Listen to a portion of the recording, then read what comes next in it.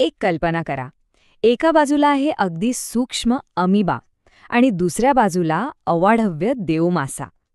प्राण्यांमध्ये इतकी विविधता, पण गंमत म्हणजे या सगळ्यांच्या शरीराची रचना काही मोजक्या मूलभूत आराखड्यांवरच आधारलेली आहे. जणू काही या निसर्गाच्याच ब्लूप्रिंट्स आहेत. चला तर मग, आज आपण प्राण्यांच्या जीवनाचे हेच मूलभूत आराखडे जरा जवळून पाहूया. तर मग सगळ्यात मोठा प्रश्न हाच आहे की एका सूक्ष्म पेशीपासून सुरू झालेला हा जीवनाचा प्रवास आपल्यासारख्या इतक्या गुंतागुंतीच्या प्राण्यांपर्यंत नेमका कसा येऊन पोचला. अहो, हा खरंच एक खूपच आश्चर्यकारक आणि तितकाच रंजक प्रवास आहे. आणि या अविश्वसनीय प्रवासाची सुरुवात झाली एका प्लॅनने. बघा, कोणतीही इमारत बांधण्याआधी आपल्याला एक ब्लूप्रिंट लागतेच, बरोबर? अगदी तसंच प्रत्येक प्राण्याच्या शरीरासाठी निसर्गाने एक आराखडा तयार केलाय. याच आराखड्यांना आपण संघटनेचे स्तर किंवा ग्रेड्स ऑफ ऑर्गनायझेशन म्हणतो. चला तर मग, या उत्क्रांतीच्या शिडीची पहिली पायरी काय आहे ते पाहूया. तर सुरुवात करूया सगळ्यात सोप्या आराखड्यापासून, तो म्हणजे जीवद्रव्य स्तर संघटन, किंवा आपण त्याला म्हणू शकतो एकपेशीय चमत्कार. तर हा जीवद्रव्य स्तर म्हणजे नेमकं काय? अहो, सोप्या भाषेत सांगायचं झालं तर हे म्हणजे निसर्गातलं एक वन रूम किचन अपार्टमेंट आहे. खाणं-पिणं, हालचाल, प्रजनन, सगळं काही, अगदी सगळं एकाच पेशीच्या 4 भिंतींच्या आत घडतं. म्हणजे विचार करा, सगळी जबाबदारी फक्त आणि फक्त एकाच पेशीवर. हे बघा, इथे हे आहेत अमिबा आणि पॅरामेशियम. हे या एकपेशीय चमत्काराचे एकदम उत्तम नमुने आहेत. खरं तर हे जीव म्हणजे निसर्गाचे सोलो आर्टिस्ट आहेत, जे एकट्याच्या जीवावर आपलं संपूर्ण आयुष्य यशस्वीपणे जगून दाखवतात. कमाल आहे नाही? मग या एकपेशीय आराखड्याचं सार काय? अगदी सोपं आहे. 1. संपूर्ण जीव फक्त एका पेशीचा बनलेला असतो. 2. ही एकच पेशी सगळी महत्त्वाची कामं करते. आणि 3. म्हणूनच हा प्राणी जीवनाचा सगळ्यात मूलभूत म्हणजे अगदी पायाचा बिल्डिंग ब्लॉक आहे. ओके, तर आता पुढची पायरी.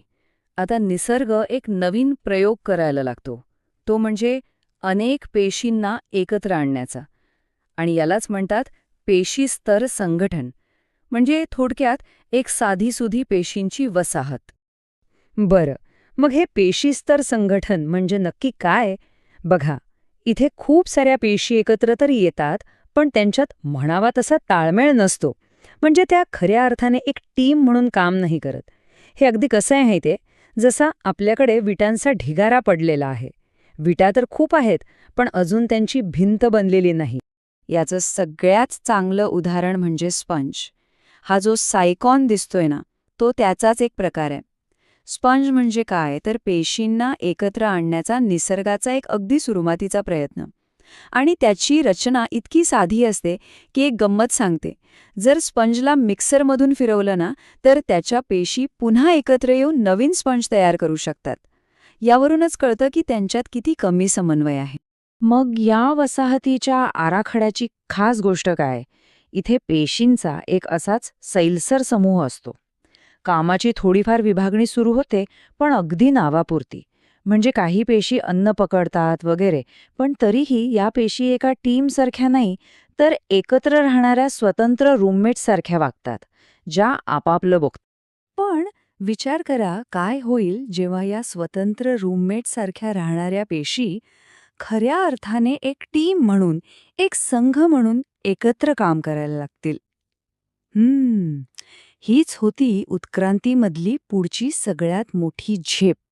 आणि ह्यातूनच जन्म झाला पुढच्या स्तराचा, पेशी ऊती स्तर संघटन.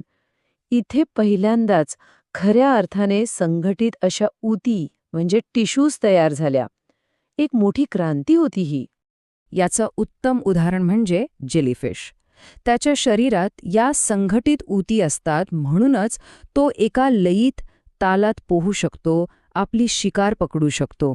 ही एक जबरदस्त प्रगती होती, कारण आता हालचालींमध्ये एक प्रकारचा समन्वय, एक कोऑर्डिनेशन आलं होतं.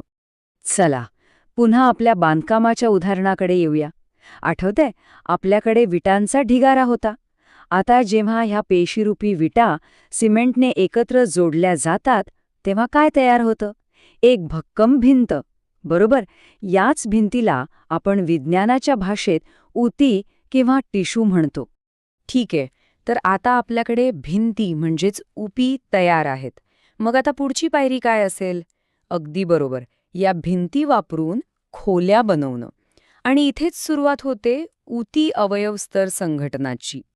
म्हणजे हा असा स्तर आहे जिथे वेगवेगळ्या प्रकारच्या ऊतींच्या भिंती एकत्र येतात आणि त्यातून खोल्या म्हणजेच अवयव तयार होतात. आणि महत्वाचं म्हणजे प्रत्येक अवयवाचं, प्रत्येक खोलीचं एक खास ठरलेलं काम असतं. चपटेकृमी म्हणजे फ्लॅटवर्म्स, जसं की प्लॅनारिया, हे याचं अगदी उत्तम उदाहरण आहे. इथे बघा, त्याच्यात डोळ्यांच्या ठिपक्यांसारखे साधे साधे अवयव तयार झाले आहेत. यामुळे काय होतं तर तो प्रकाश आणि अंधारातला फरक ओळखू शकतो. अवयव तयार होण्याच्या दिशेने ही एक खरंच खूप मोठी उडी होती. चला तर मग आपण आत्तापर्यंत चढलेल्या या गुंतागुंतीच्या शिडीवर एकदा पटकन नजर टाकूया. पहिली पायरी होती एकटी पेशी. दुसरी पायरी पेशींचा नुसता समूह. तिसरी पायरी एकत्र काम करणाऱ्या ऊती म्हणजे भिंती. आणि चौथी पायरी साधे अवयव म्हणजे खोल्या. किती सोपा आणि एकदम लॉजिकल प्रवास आहे हा, नाही का? आणि यातला सगळ्यात महत्वाचा मुद्दा काय आहे तर हीच साधी वाटणारी रचनेची शिडी आज पृथ्वीवर दिसणाऱ्या प्राण्यांच्या अफाट अविश्वसनीय विविधतेचा मूळ पाया आहे. याच बेसिक ब्लूप्रिंट्सवर आजचे सर्व गुंतागुंतीचे सजीव उभे आहेत. तर मग आता एक प्रश्न उरतो. जेव्हा ऊतींपासून खोल्या म्हणजेच अवयव तयार झाले तेव्हा उत्क्रांतीचा पुढचा यापेक्षा मोठा आराखडा कोणता असेल? विचार करण्यासारखी गोष्ट आहे नाही का? कारण या शिडीच्या पुढच्या पायऱ्या तर आणखीनच रंजक आहेत.